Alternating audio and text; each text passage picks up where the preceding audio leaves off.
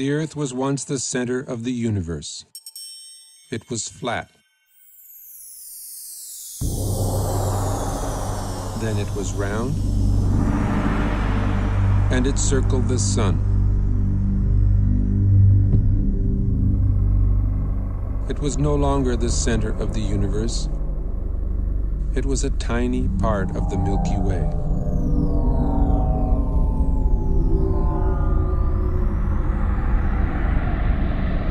The Milky Way was the only galaxy, except it wasn't. It was only one of billions of galaxies floating in space without end.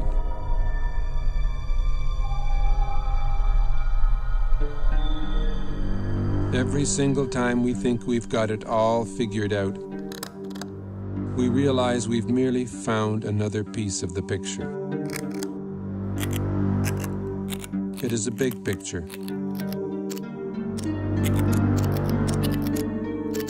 with many pieces.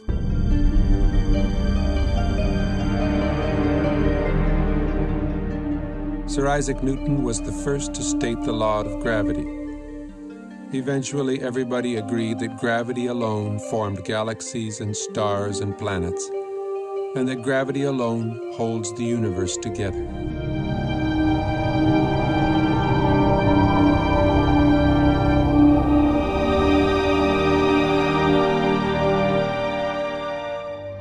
Then we discovered a force 1,000 billion times more powerful than gravity.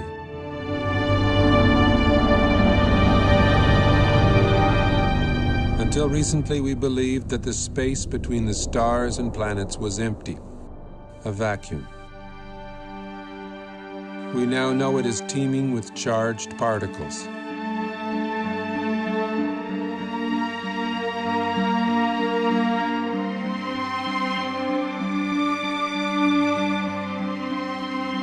We see glowing electric filaments spanning millions of light years. We see stellar and galactic formations shaped by magnetic fields.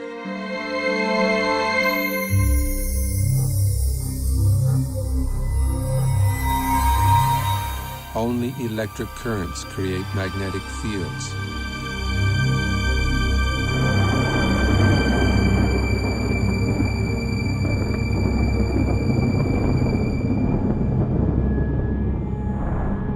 It is possible that the predominant force in the universe is not gravity,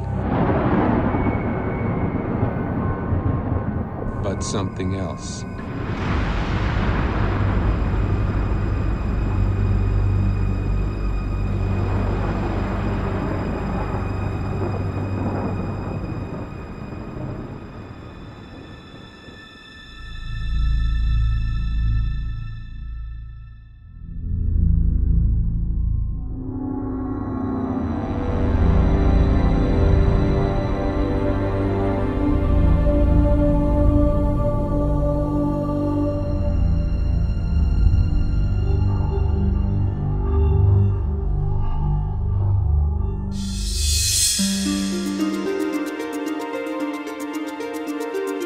Recent discoveries in space have amazed and perplexed astronomers. Current popular theories in the sciences can neither predict nor explain the phenomena we are now observing.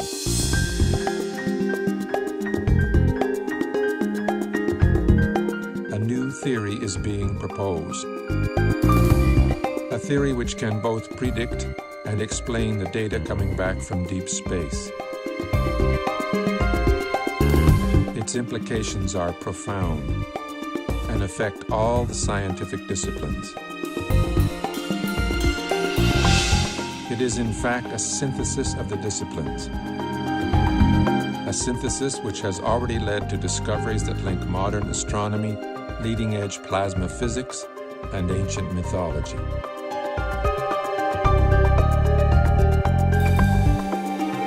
The electric model offers us a new interpretation of the workings of the universe, the history of our solar system, and even human history.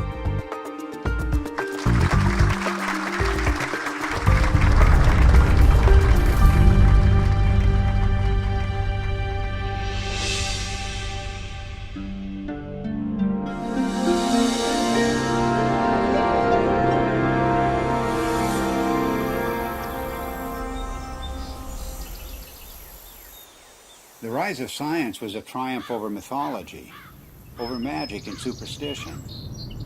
That's why the word science today implies reliability. The word myth means fiction, not true.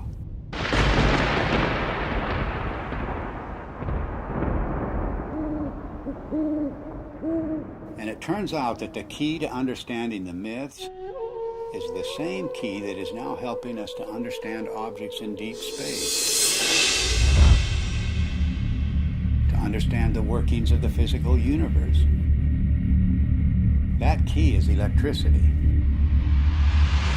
It was 33 years ago that I first began to wonder about these preposterous stories told around the world, what we call world mythology. What was it that provoked this incredible outpouring of human imagination just a few thousand years ago, just before the birth of the first civilizations? I came to a radical conclusion that the myths arose from extraordinary natural events. Our early ancestors witnessed things in the sky that are not seen today.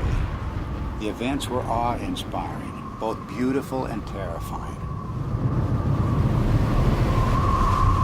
So it shouldn't surprise us that the myths are so incomprehensible. Well, of course they're incomprehensible. The celestial references are no longer present. It was in 1994 that I was invited to come to the US to attend a conference which was dealing with the possibility that the ancient sky, as witnessed by our earliest forebears, was different to the one we see today. I'd been interested in this kind of idea because it could only be explained in terms of electromagnetic influences within the solar system. So it came as a bit of a shock and a surprise to see David Talbot showing slides at one of the sessions at the conference, which I recognized immediately as being similar to those of electric discharges in the laboratory.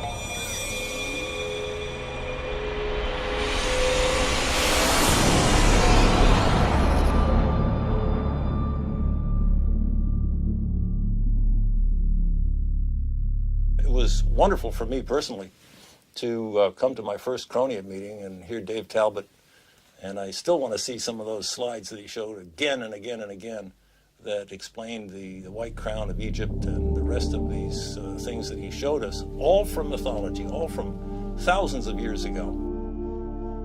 These things clearly were seen by civilizations that never talked to each other from the far corners of the earth. It all just clicked together like a three-dimensional jigsaw puzzle in my mind.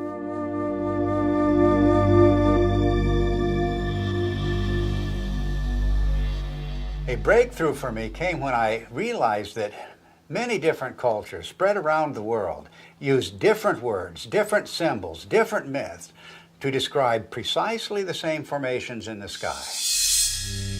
The Ouroboros, or celestial serpent biting its tail, for example, occurs on every habitable continent, but it has no ties to the world we now observe. Like all of the archetypes, it is part of an alien sky. A cosmic column rising to the center of the sky, holding aloft the wheel of heaven. And much more than a wheel, because this was the revolving cosmic temple, the city of the gods, the kingdom of heaven, always resting on the cosmic column. Then there's the image of the four rivers or pathways radiating from the center of the sky out to the boundary, the rim of the wheel. The simplest forms lead you invariably to the full story of world mythology. The hero's journey unfolds as the story of the wheel's axle. The mother goddess finds her identity in the star at the summit, the hub and spokes of the wheel.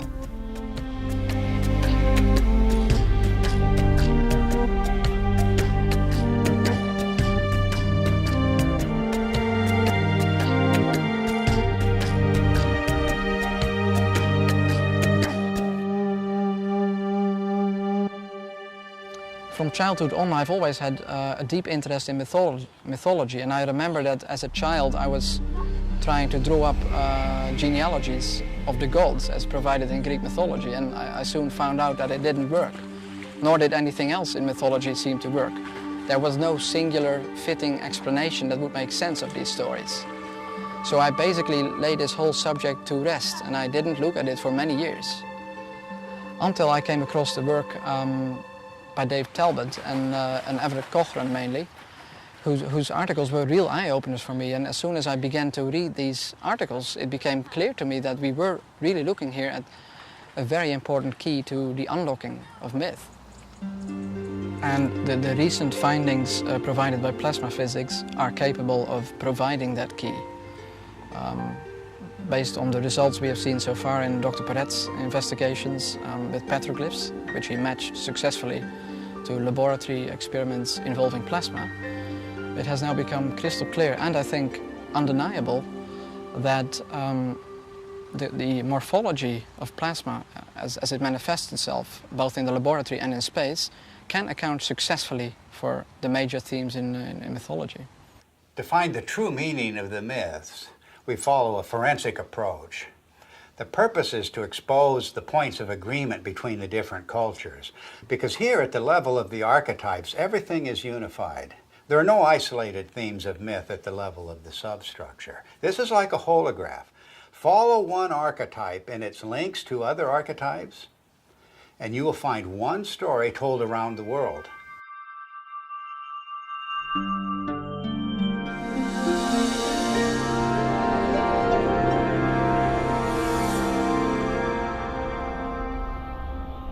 Throughout almost all of history, we have regarded the states of matter as being solid, liquid or gas.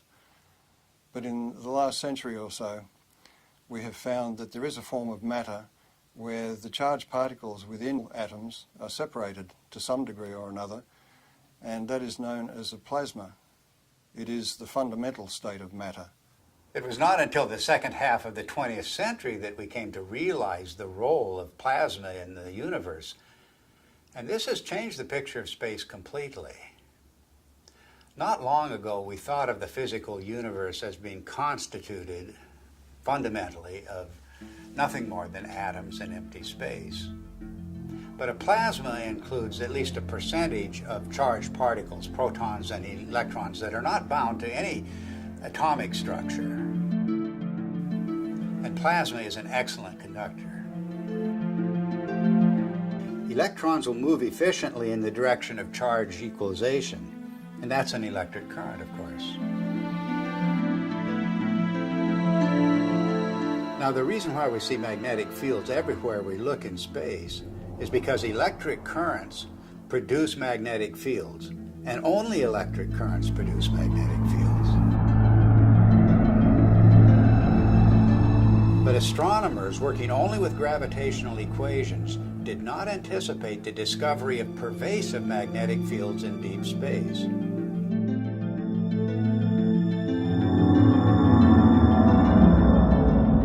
Electric currents also account for the abundant filamentation of space plasma. First, the electric currents produce the magnetic fields. Then these fields confine the electron flow to narrow paths. Such current paths, or filaments, are called Birkeland currents, named after the pioneer Christian Birkeland. They are typically braided just like the twisted wires of transmission lines on Earth. Well, that's their role in space, to conduct electricity across vast distances, creating the astonishing structures we observe in every direction. None of these structures were anticipated by gravitational theory, and none are indicated by the behavior of neutral gases in a vacuum. In any theory of the universe, plasma is extremely important because it has been found since the space age that it makes up 99.99% of the visible universe. So our inexperience with it on the Earth's surface is rather crippling when it comes to trying to decide on a cosmology to explain the visible universe.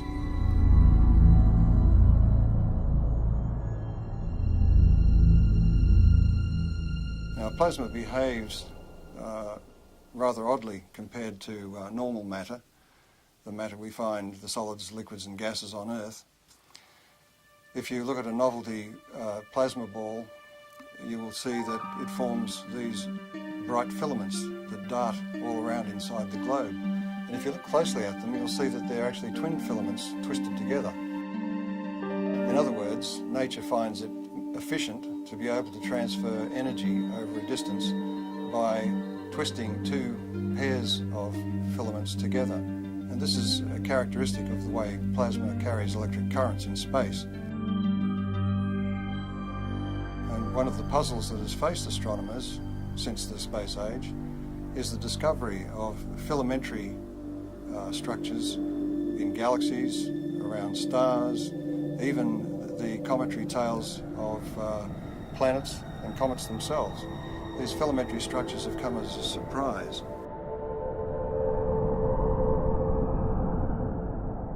We now have plasma physicists who are doing important experiments in laboratories around the world, and one of the virtues of plasma experiments is that they can be scaled over an enormous number of magnitudes. In other words, a discharge phenomenon that may be seen in the laboratory that occupies only a few centimetres can be scaled up to the size of a galaxy, and you will see the same structures. Now, this introduces a new area into cosmology where we can do experiments on Earth which can verify our ideas, our theories about how the rest of the universe works. Some of the natural consequences of electrocosmology are the patterns that we see, both in the laboratory and in the sky. A very good example of this is the work of Dr. Anthony Peratt, who was a graduate student of the very famous Hannes Alfvén, who was really the father of electric cosmology. Peratt simulated on a supercomputer using just a cloud of electrical charges and a magnetic field, just using the laws of electrical science, not using anything to do with gravity. He simulated what looked like a spiral galaxy. And the interesting thing is that Peratt's spiral galaxy in the laboratory had exactly the same rotational properties as the real spiral galaxies that we see in the sky do.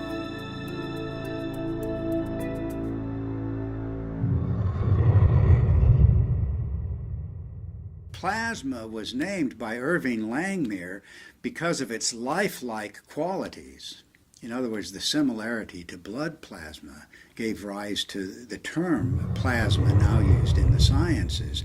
Well, this has incredible meaning for us because of the nature of the metamorphosing. The god who is now an eagle, now a serpent or dragon, now a leonine figure with long flowing hair.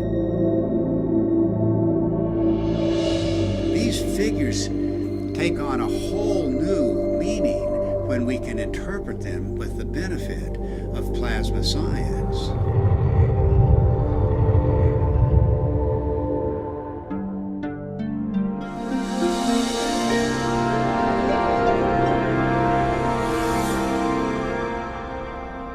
The new instrumentation that was developed in the space age expanded our ability to perceive things, perceive facts. We could now see things in the entire electromagnetic spectrum instead of just the narrow sliver of visible light. What you're seeing is the actual moment of deploy there when we take the switch to deploy, and it's so quiet. And we had sensors that were out in space. We were freed from the geocentric and anthropocentric order that had prevailed before.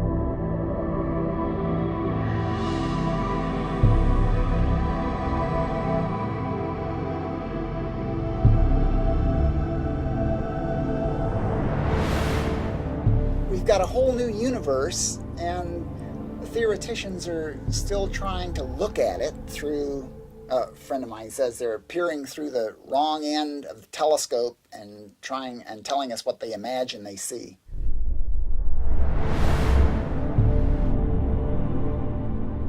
Modern cosmology gives us a rather disconnected view of the universe. In other words, we are separated star from star by vast distances. Light takes a long time to travel between stars and across galaxies, and therefore we look upon ourselves as isolated and disconnected. The electric universe takes a different view. It says that we are part of the sun's environment, electrical environment, and the sun is a part of the galactic environment. And the galaxy itself is strung, like all galaxies, on huge electric currents flowing through the universe.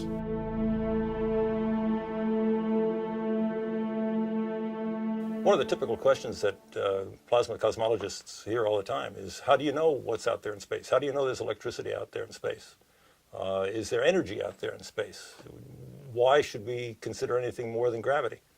And the answer is that through the years, we've used optical telescopes, but recently we have what are called radio telescopes, and we've broadened the spectrum that we can look at the sky with.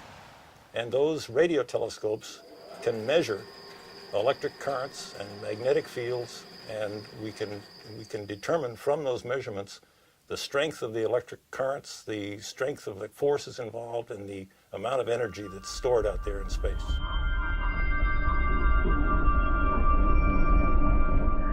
The two major pillars of modern cosmology are based on the theories of relativity and quantum theory, and yet, as Einstein himself noted, the two are incompatible. And that may be because the theories of relativity deal with matter as if its only consequence is the bending of space. The electric universe, on the other hand, deals with the electrical structure of matter at the subatomic level and then works its way up through living systems, if you like, planets, stars, galaxies, and the entire universe, and shows that it is the electrical structure of matter that forms the amazing shapes we see in deep space.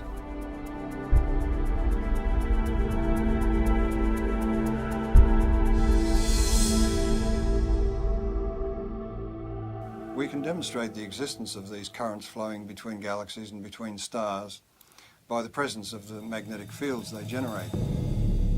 Magnetic fields are threaded through space at all dimensions, within the solar system, on the surface of the sun, between stars, and within galaxies, and even between galaxies. Now, a magnetic field can only be generated by electric currents. So in other words, to continue that magnetic field for any length of time requires that there be electrical power input into those magnetic fields. And that raises the whole question of where does this power come from?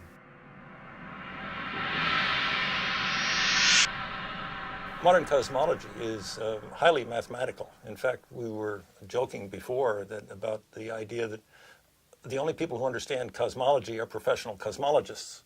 The basis of cosmology, really, if you hunt for it, lies in Einsteinian relativistic mechanics. And when Einstein promulgated his ideas, he totally and completely ignored anything electrical. And so the modern cosmology, with all of its ideas of omega and expanding universe and inflation theory and the Big Bang and all the rest of it, are predicated on a foundation which ignores almost half of man's knowledge about the way the universe works, which is electricity. It may sound like I'm dismissing Einstein and his theories of relativity out of hand, but we have to give Einstein credit for his integrity in pointing out that his theory did not meet his requirements, and that is that his theory had to be tied back to some form of reality. And there is no explanation as to why matter should curve space to give the effect of gravity. He felt that quantum theory, being a probabilistic theory, divorced cause and effect. And this is one of the things you cannot do in physics, is divorce cause and effect. Otherwise, you might as well give up and get a real job.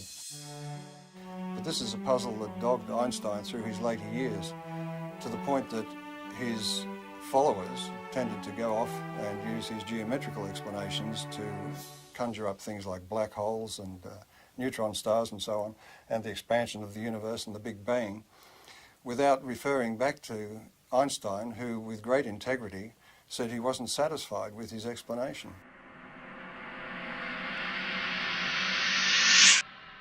One of the problems faced by astronomers after the space age began was to explain the discovery of very concentrated outbursts of energy in deep space.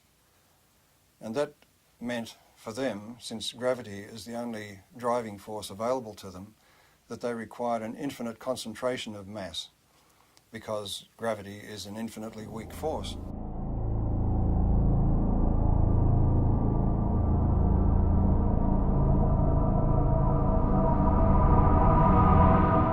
The black hole, as Wheeler originally visualized it, sucked everything, including light, in, and so therefore it was invisible. So he could postulate its existence, and we couldn't see it. And because we couldn't see it, we couldn't prove that it wasn't there. Later on, in order to explain these fantastic emissions of energy from galaxies, it was proposed, and I believe it was Stephen Hawking who did it, that there were various types of black holes, some of which actually then spat matter back out again in jets. Because, why? Because we had observed jets. In the electrical model, it's quite simple. If you think about it, the power that's expressed in your own home, in the heaters and the electric motors and the lighting and so on, is actually generated at a vast distance away from your house. In deep space, the same thing is true. The energy which we see concentrated in these events which are attributed to black holes and so on can more easily be explained as the confluence of electric energy from different parts of the same galaxy or even from other parts of the universe. And it is this explosive release of energy which forms the vast jets that we see lit up and exploding from the centers of active galaxies. We also have observed double radio sources either side of galaxies. And that event was predicted by Hannes Alfvén, the founding father of modern electrical cosmology, and is still to this day unexplained by standard cosmology. One of the most interesting phenomena in the sky is the so-called pulsar. A pulsar is an object that is observed to put out pulses, both of light and radio activity, RF, in the RF spectrum. And those pulses are extremely rapid. They are something like milliseconds apart. So it's like a extremely fast strobe light. And thinking of a strobe light, astronomers immediately leapt to the lighthouse kind of analogy. Something that must be spinning around, the beam is going around, and it's going around so quickly that this thing goes flash, flash, flash. Well, once the repetition rate of the pulsars was observed to get up to in the millisecond range, that meant that this star that was putting out this beam of radiation would have had to be rotating at 300 times a second. And 300 times a second, we're talking about the speed of a dentist drill. So the astronomers decided, well, normal stars couldn't possibly rotate at that speed, and so they postulated the existence of what they called a neutron star. A neutron star is a star that is so dense that it holds together so well that it can indeed rotate at the speed of a dentist's drill. Well, the problem is that in nuclear chemistry, we know that you can't pack neutrons together that densely. They will all fly apart instantaneously. There's a principle called the island of stability in nuclear chemistry that absolutely prevents that. So here again we have the standard astronomers or astrophysicists going directly against another well-developed science. In the electrical model, however, there's a very simple explanation for pulsars. Everybody is familiar with the idea that the pulses can travel back and forth on electrical transmission lines. Such uncontrolled pulses, for example, were responsible for the famous Northeast blackouts. A similar effect can occur between two binary stars connected by a plasma. The two binary stars act like capacitors that store charge. And if you reduce that in size to something you can produce in the laboratory, you can produce it in the laboratory, and it's called a relaxation oscillator. And electrical engineers use it and have used it for decades. The idea of producing pulses every few milliseconds is a sophomore level experiment in an electrical engineering laboratory. It doesn't require neutronium, strange matter, or any other fictitious device. All it requires is two capacitors, a battery, and a nonlinear resistor. And we maintain that that's exactly what a binary pair of stars connected by a plasma field presents.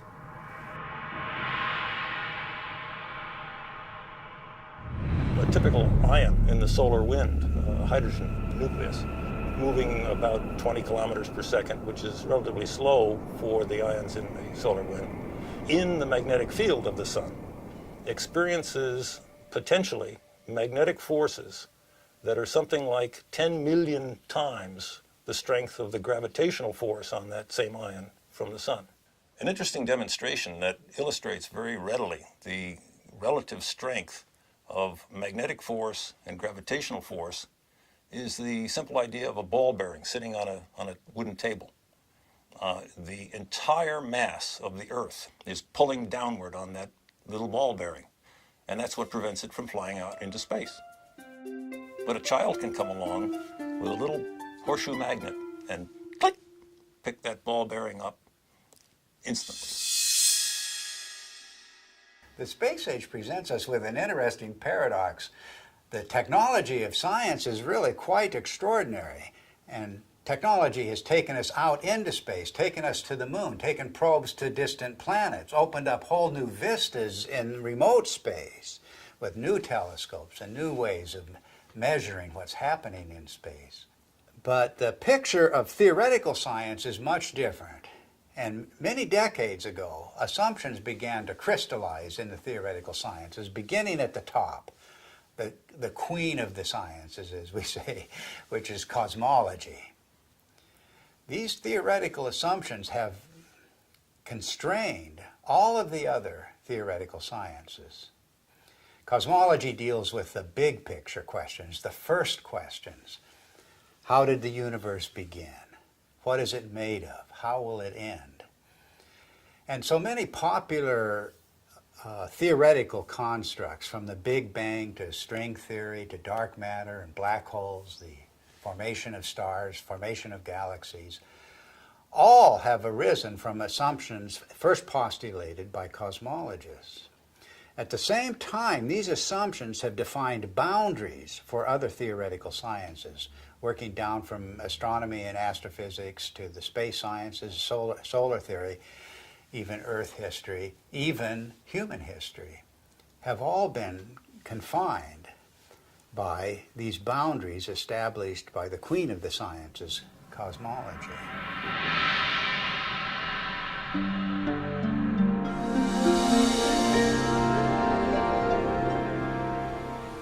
The sun just dominates our sky as the source of light and warmth and life itself on Earth.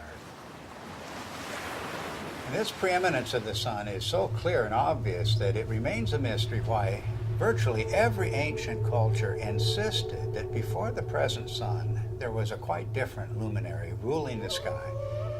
The central sun, the superior sun, the best sun, the motionless sun. And all of these cultures, whatever may be the meaning of these traditions, are insisting that the sky has changed. Of course, our ideas about the sun have continually changed. Only a few centuries ago, the sun was a campfire or ember in the sky. Then early in the 20th century, under the influence of gravitational theory, the sun was seen as a gravitationally collapsing nebular cloud.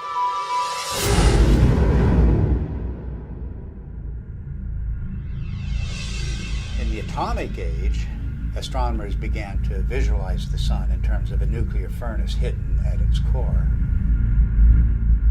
But now we're in the age of plasma science, with discoveries of the electric currents in space. And it's inconceivable that these discoveries would not change the picture of the sun again. Plasma cosmologists have been able to demonstrate experimentally and also in the supercomputer that galaxies are an electrical phenomenon, which raises the question about stars, and in particular our own sun, which is the closest star to the Earth, of course. Any theory of the sun has to explain how it could continue to burn for billions of years and also explain its present size. based on its known mass. And of course, as soon as nuclear energy was discovered, it was grasped immediately as the energy source of the sun. But all of that assumes that the sun is disconnected and an isolated body, and that it must consume itself over its lifetime to provide the heat and light that we receive from it. But if the sun is connected to the rest of the galaxy in an electrical sense, it doesn't require to burn itself at all. And the energy that we receive is actually being received from the galaxy, and the sun is acting as a focus for that energy.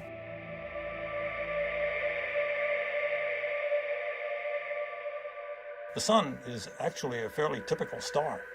And so if we want to understand stars and cosmology, we really have to understand the sun. And the standard model of the sun, so-called, that astronomers are so very proud of these days, really doesn't explain very much about the sun. Why is there a corona in the first place? Everybody knows about the corona, the beautiful corona that we see during solar eclipses. Why is it there? It's clearly an electrical phenomenon.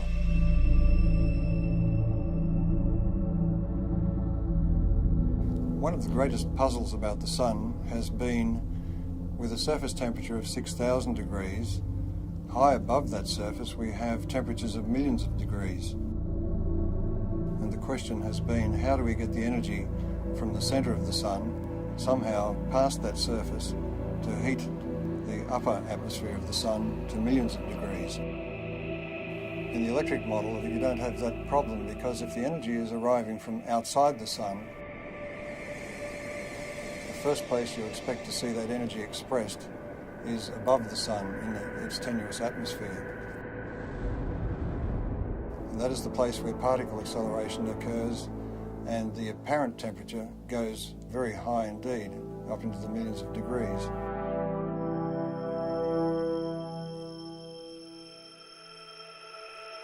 The fact that the particles in the solar wind accelerate, that is to say, increase their velocity with increasing distance away from the sun, the farther away they get, the faster they go. And the fact that those particles are indeed charged particles leads me, as an electrical engineer, to come to the immediate conclusion that this is an electrical process. In the solar model, think of the sun as being a positive anode, very high voltage body that obviously would emanate an electric field. And if you put a charged particle in an electric field, it will accelerate. That's the way we accelerate particles here on Earth. It's the way every physicist and electrodynamicist has ever increased the velocity of a charged particle, is put it in an electric field. One of the features we observe on the sun, which have no business being there, according to the standard model, are sunspots. The most significant thing about a sunspot is the fact that the center of the sunspot is dark. And if the sun is trying to radiate energy from its core into space, we should expect that it is bright. And if you think about that umbra, that darkest place in the center of sunspots, that's the place where we can see deepest into the sun. And just consider the fact that at that point where we can really see down into the sun, that's the absolute coldest place that we are able to measure. If the center of the sun is really a nuclear fusion furnace, it should be the hottest because we're closest to the source, and it's not the case. If you ask any astronomer, why are there sunspots? Why are the umbra dark? They will blame it on some sort of warped, twisted magnetic fields. They will say that it has to do with the solar dynamo, all of which lurk unseen like a big genie somewhere below the surface. These phenomena are only to be expected if the sun is electrical in nature. Astrophysicists make the claim that the solar fusion model has indeed been tested in the laboratory, and nothing really is further from the truth. Although each of the steps involved in the hydrogen to helium fusion reaction have indeed been verified experimentally, the overall experiment, the overall reaction, has never been produced in a continuous laboratory experiment. Continuous hydrogen to helium fusion has not been attained in the lab. The strength, in fact, of the electric cosmology is that indeed all of the mechanisms that the electrical people talk about have indeed been verified over decades, in fact, at least a century, in the laboratory. The plasma scaling is well known, and plasma and electrical experiments have verified every step of the way.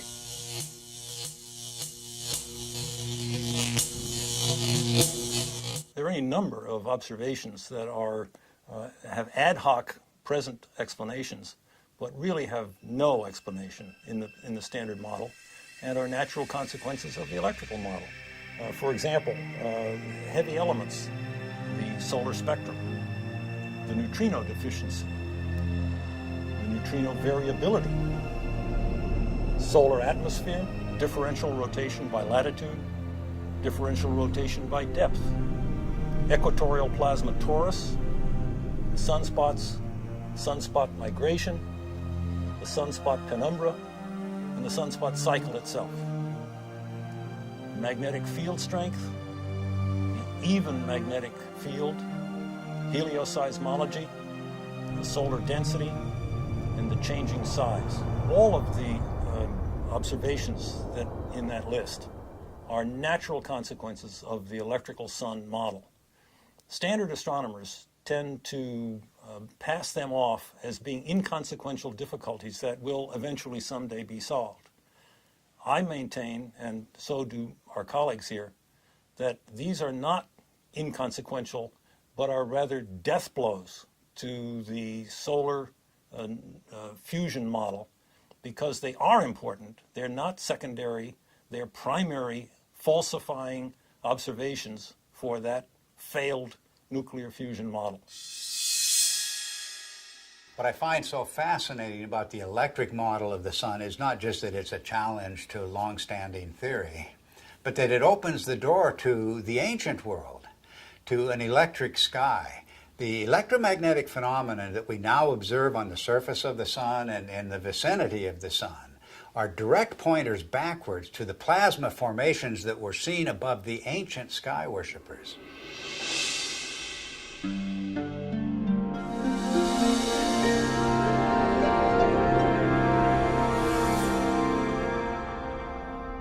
Electrical currents in space can either be invisible or they can be visible.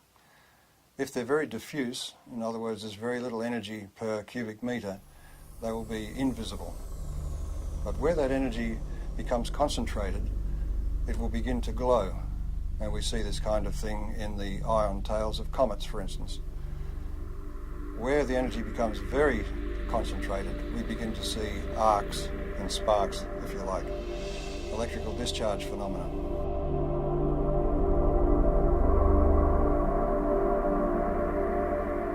The standard theory of comets comes from the view that the solar system was formed from a rotating cloud of gas and dust, and that the planets, in some fashion as yet unexplained completely, formed from most of that gas and dust, but there were leftovers.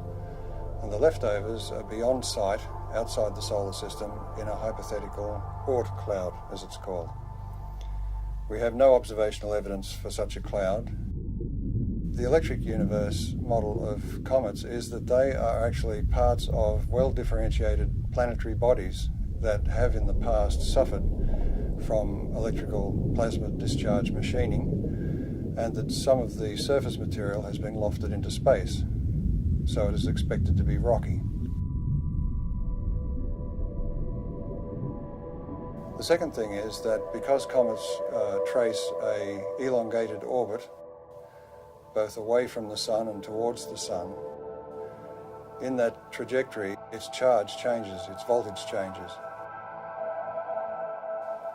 Since it spends most of its time in the outer solar system, the voltage that it has reflects the voltage in the outer solar system.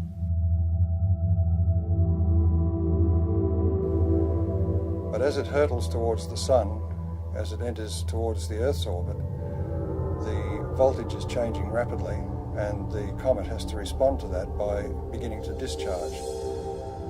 And that's where we see the familiar cometary phenomena of the coma and the various tails that it produces. This creates a very distinct difference between the two models, the standard model of a comet, which is supposed to be dust and ice left over from the formation of the solar system, and the electrical model, which says that a comet is an electrical body which begins to discharge as it enters the inner solar system. Ever since we've begun to look at comets in close-up, and Halley was the first one that was observed by several spacecraft close-up, it was found to astronomers' surprise that the material coming off the comet was coming in discrete jets and seemed to be coming from what looked like circular areas on the crater. But the imagery wasn't sufficiently sharp to be able to tell exactly what was going on. This required the standard model to come up with an idea that maybe the surface of the comet is coated in black tarry substance or something which was preventing the material from just evaporating from the surface and forming jets as it burst through the surface.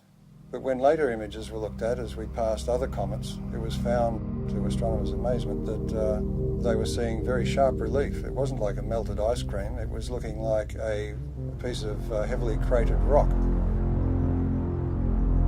Now this fits the electric model of the electrical discharge birth of such a body. In other words, there's very little distinction between an asteroid and a comet other than its orbit. It was in this context that I looked at Comet Tempel 1, which was chosen as the target for an impact.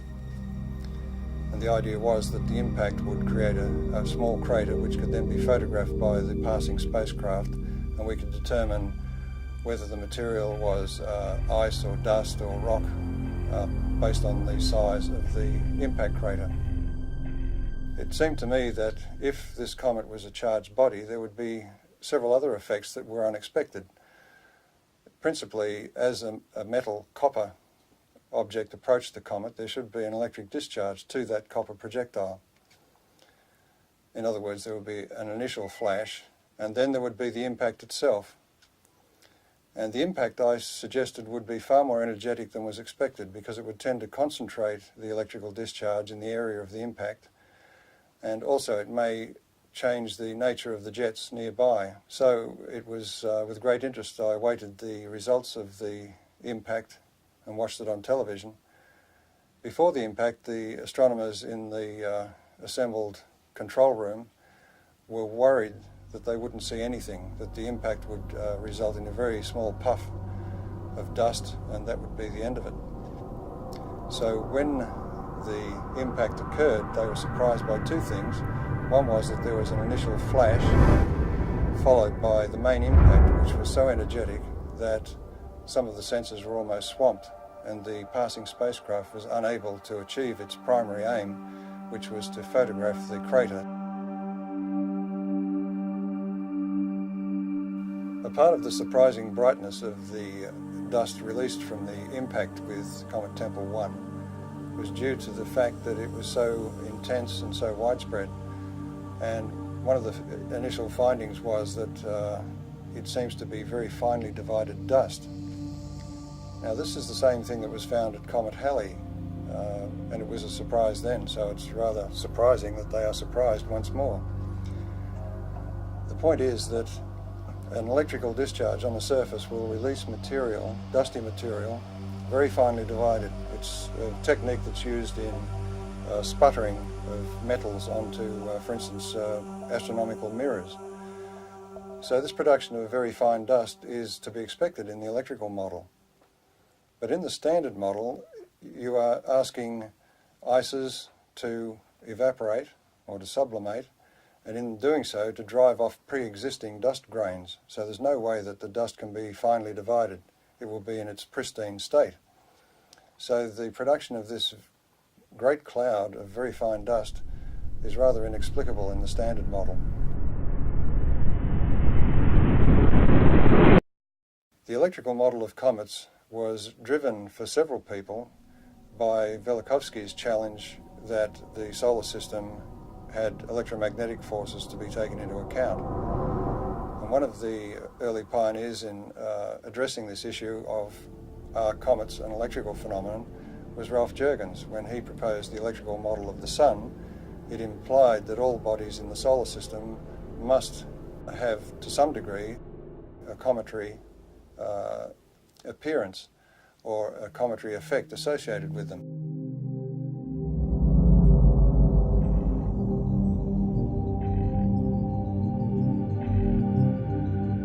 Ralph Jurgens, in his model of the sun, showed that bodies moving radially towards or away from the sun would experience electrical forces which could induce a cometary display, that is, a visible display.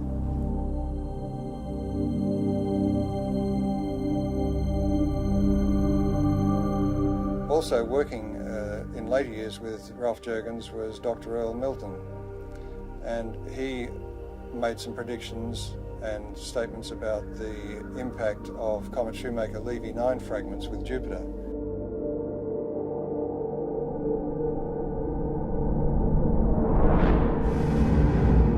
And his view of the electrical nature of those impacts was also vindicated.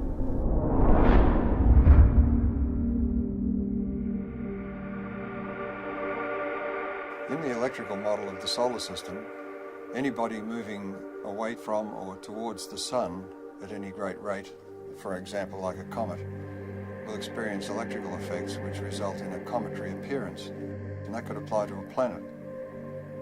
Now Velikovsky, in his research, found that Venus was described as a stupendous comet at some point in ancient times. So it was very gratifying for him to be able to announce at the conference in 1974 that astronomers had discovered what they called a cometary tail of Venus. Some years later, it was announced that it was discovered that stringy things were coming from Venus. And of course, this was confirmation to the electrical model because plasma currents flow in strings. This discovery of a cometary aspect of Venus raises the issue of the intense heat we find on Venus. That intense heat is not well explained at all by any idea that the planet is somehow a twin of the Earth's. It raises the distinct possibility that Venus has had a far more dynamic history than we've been taught.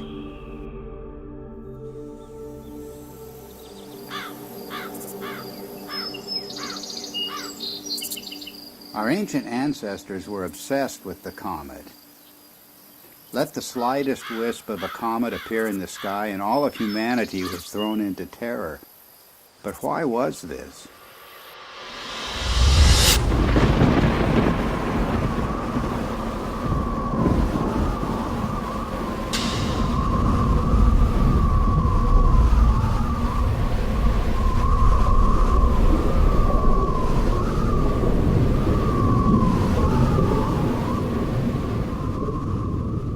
It was cosmic catastrophe that inspired the ancient words and phrases for the comet.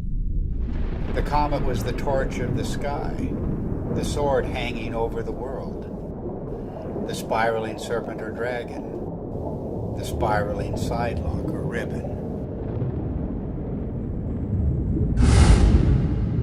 The angry or lamenting goddess soaring across the sky, her hair disordered and blowing in the wind.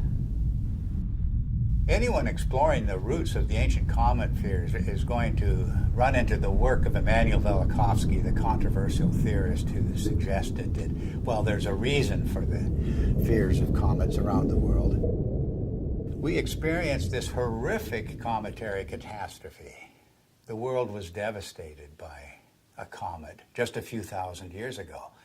And Velikovsky went further. He said that not that long ago, planets appeared in the sky with comet-like attributes. In particular, he named the planet Venus as the great comet of antiquity. Both Walt Thornhill and I disagreed with many components of Velikovsky's reconstruction, but we also felt that Velikovsky had nailed certain principles that can help us to understand the early cultures. In particular, Velikovsky was correct in naming the planet Venus as the Great Comet. And the cometary language of Venus goes far beyond anything that Velikovsky himself published. In every corner of the world, the language of the comet and the language of Venus are identical. Venus as serpent or dragon. Venus as torch of the sky. Venus as long-haired star. Venus as bearded star.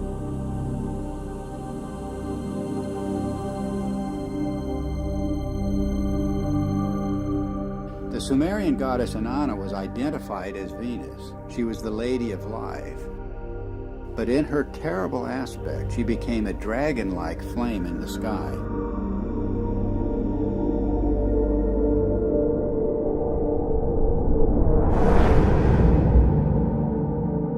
The texts say, like a dragon, you have deposited venom on the land, raining the fanned fire down upon the nation. Inanna became a roaring storm.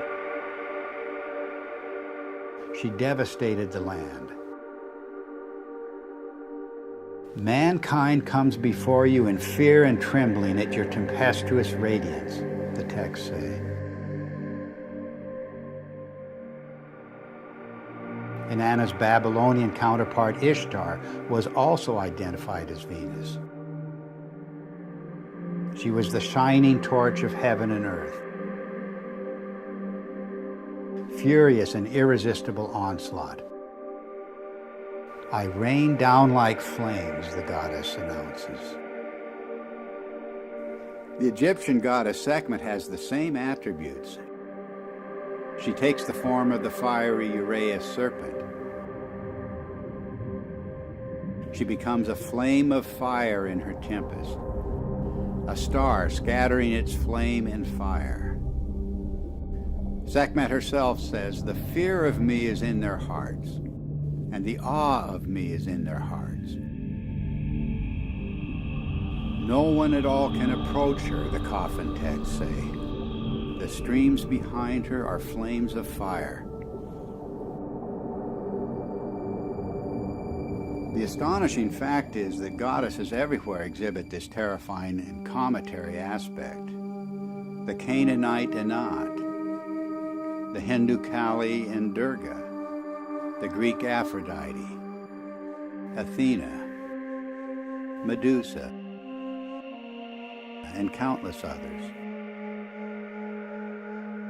And of course, you can add numerous counterparts in the New World, from the Incan goddess Chaska to the Aztec goddess Xochiquetzal to the legendary Nokomis of North American Indian tribes. The serpent or dragon is an unexplained mythical archetype. There's nothing like it anywhere in the biological world. And yet the same recurring features will be found in cultures the world over.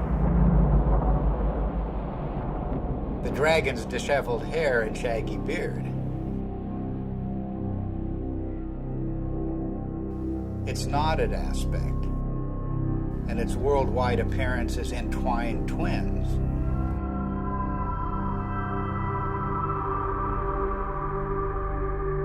Its fiery or lightning-like emanations, and its effusive feathers.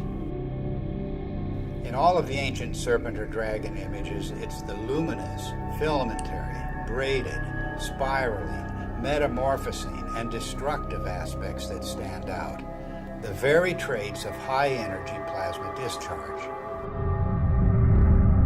The attributes of these mythic monsters remain unexplained only until we see the hairy and feathery attributes of the electric arc in the laboratory. We see precisely the same thing in enhanced images of the comet's tail. And we see the same thing in the comet-like discharges of distant nebulas. Gases in a vacuum don't behave this way, but electrified plasma does.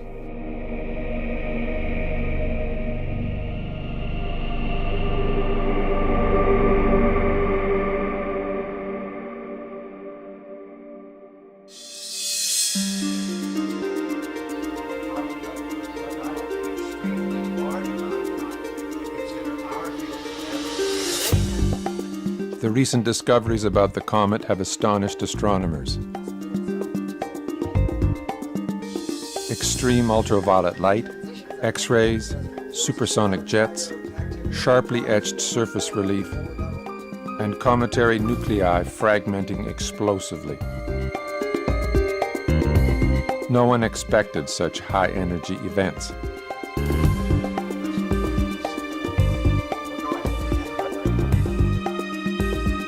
The electric model proposes that the comet is a charged object moving through an electric field.